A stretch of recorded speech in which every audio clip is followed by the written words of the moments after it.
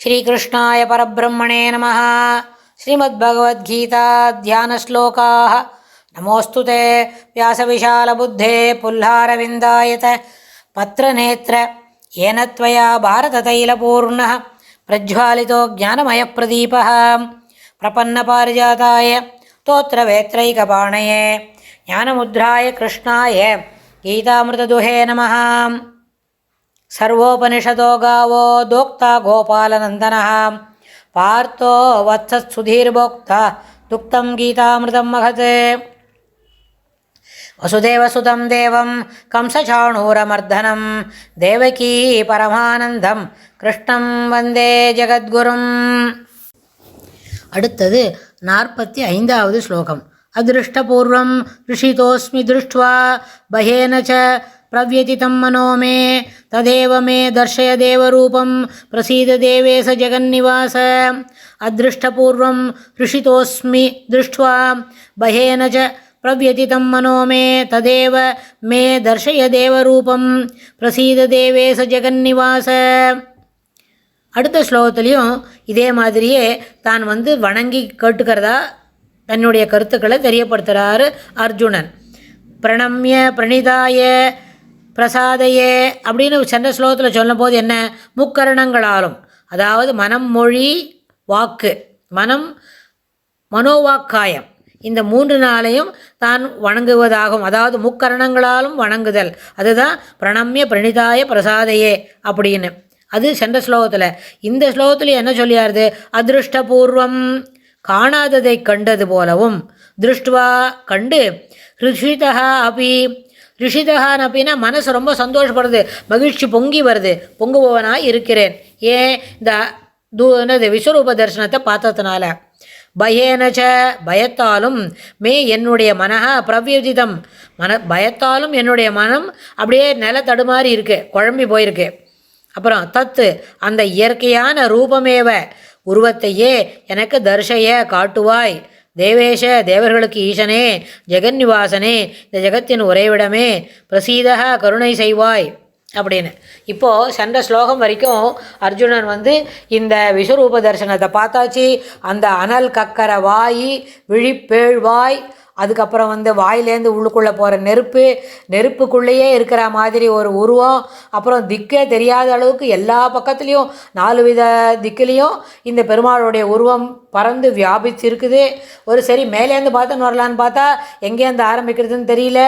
அது மாதிரி இருக்கும்போது ஆகாசத்துக்கும் பூமிக்கும் வியாபித்து இருக்கிற அந்த சரீரத்தை பார்த்து அதில் இருக்கிற அந்த பீதியை கலப்பக்கூடிய அந்த திருமுகங்கள், வாய்க்குள்ளேருந்து அனல் அப்படியே கக்கிண்டு நெருப்பாக வெளியில் போகிறது, என்ன போகிறது, நெருப்பாக வெளியில் போகிறது. அதுலேருந்து வேறு எல்லாமோ ஏதோ இங்கே இருக்கிறவாள்லாம் உள்ளே போகிறா, திரும்பி ஒருத்தருமே வரல. துரியோதனாதிகள்லாம் உள்ளே போகிறதே பார்த்தான், அவனுக்கு அப்படியே கொல்ல நடுக்கமாக இருக்குது. அதெல்லாம் பார்த்துட்ட பிறகு ஜெகன்னிவாச இந்த ஜெகத்துக்கின் உறைவிடமே, பிரணம்ய பிரசாதாய 3 கரணங்களாலும் மனோவாக்காயங்களால் பெருமாளை சேவித்து என்ன கேட்குறார், நீ தர்ஷய உன்னுடைய சௌமியமான ரூபத்தையே எனக்கு காட்டு. ஏன் அப்படின்னு கேட்டால், இதுக்கு முன்னாடி இதெல்லாம் காமிச்சல்ல, பெரிய பெரிய உருவமெல்லாம் காமிச்சு இந்த ஆகாசத்துக்கும் பூமிக்கும் இருந்தது. அதை பார்த்த உடனே எனக்கு ரொம்ப குழப்பமாக போயிருக்கு. தேவதேவ அதிருஷ்டபூர்வம் திருஷ்டுவா, இது வரைக்கும் யாரும் பார்க்காததையே பார்த்துட்டேன். அதில் பார்த்ததுனால மகிழ்ச்சி பொங்கி தான் வருது. ஆனால் பார்த்த விஷயம் ரொம்ப என்ன இருக்குது, தீவிரமாக இருக்குது, பெரிய அளவில் இருக்குது, பயங்கரமாக இருக்குது. அதனால் என்ன ஆச்சு, பயேனச்ச பயத்தாலும் என்னுடைய மனம் பிரவ்யதிதம் குழம்பி இருக்கின்றது.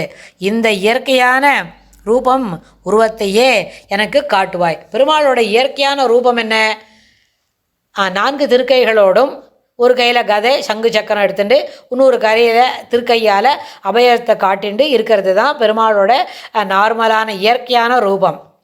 இப்போது நம்ம பெரியவாள்லாம் நிறைய சொல்லியிருக்கா. அடியனுடைய ஆச்சாரியன் கூட இந்த மாதிரி உபன்யாசத்தும் பொழுது, பெருமாள் தான் இருந்த அந்த 120 வயது காலத்துலேயும் எப்போவுமே என்னாச்சு, அது சுத்த சத்துவமயமான சரீரம். பெருமாள் அப்போவும் அந்த இளமை மாறாமல், புன்சிறப்பு மாறாமல், சிறப்பான ஃபுல்லான ஒரு ஆக்டிவாக எனர்ஜியோட எல்லா நேரத்துலையும் பெருமாள் எல்லாரோடையும் பழகினார். இப்போ ஃப்ரெண்டு போலவும், அப்புறம் பிதா புத்திரன் சொன்னால் அப்பா போல், ஃப்ரெண்டு போல், யாரை எப்படி கூப்பிடணுமோ அதுபோல் கூப்பிட்டு அவளோட பழகியிருந்ததில் அதில் நிறைய பேர் ரொம்ப அந்யோன்யமாக இருந்தவாளுக்கெல்லாம் பெருமாள் 4 திருக்கைகளோடு தான் காட்சி தந்திருக்கார். சாதாரணமாக ஒன்றுமே தெரியாத அடியானை போல் ஒரு அஜ்ஞானி அப்படின்னா அவள்லாம் பெருமாள் தெருவில் அந்த பக்கமாக போச்சே பார்க்குறான்னா அவளுக்கு சாதாரணமாக 2 கையோடு தான் காமிச்சு கொடுத்துருக்கார். நிறைய பேருக்கு இயற்கையான ரூபம் பெருமாள்து.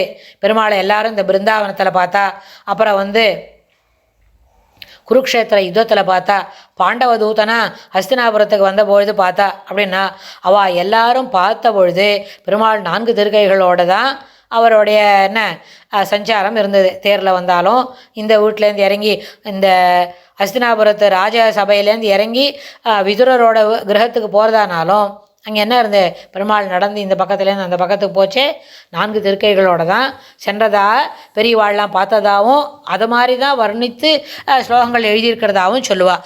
அதனால தான் அர்ஜுனனுக்கு கூட சுவாமி அப்படி தான் தினப்படிக்கு காட்சி கொடுத்துருப்பார். இருந்தாலும் இப்படி பார்த்த பிறகு கூட கிருஷ்ணரை என்ன பண்ணியிருக்கான், சிங்குலரில் ஒருமையில் கூப்பிட்டு நான் உன்னை அவமரியாதை பண்ணியிருக்கேன், என்னை மன்னிச்சுடுன்னு சென்ற ஸ்லோகத்தில் கேட்டபோது இந்த ஸ்லோகத்தில் என்ன சொல்லியிருக்கு, பயாஜகா அபி பயேனச்ச மே, என்னுடைய மனம் குழம்பி இருக்கிறது. அந்த இயற்கையான ரூபமேவ, அந்த இயற்கையான உருவத்தை எனக்கு தர்ஷைய காட்டுவாய். தேவர்களுக்கு ஈசனே, உலகத்திற்கெல்லாம் உறைவிடமே அப்படின்னு பெருமாள்கிட்ட என்ன பண்ணுறான், கெஞ்சி காட்டு கருணை செய்வாய், உன்னுடைய இயற்கையான உருவத்தை எனக்கு காட்டுவாய் அப்படின்னு கேட்டுக்கிறான். ஆனால் பிரணம்ய பிரணிதாய பிரசாதையே அப்படின்னு சென்ற ஸ்லோகத்தை சொன்னபோது என்ன, 3 கரணங்களாலும் சாஷ்டாகமாக மனோவாக்காயங்களை பெருமாளுடைய திருவடியில் சமர்ப்பித்து வணங்குதல், அதுபோல் வணங்கி தான் இறைஞ்சி கெஞ்சி கேட்டுக்கிறேன் அப்படின்னு சொல்லியாருது. அடுத்த ஸ்லோகத்தில் இன்னும் அர்ஜுனன் என்ன விவரமாக சொல்லியாருதுன்றதை பார்ப்போம். ஸ்ரீகிருஷ்ணாய துப்யம் நமஹ.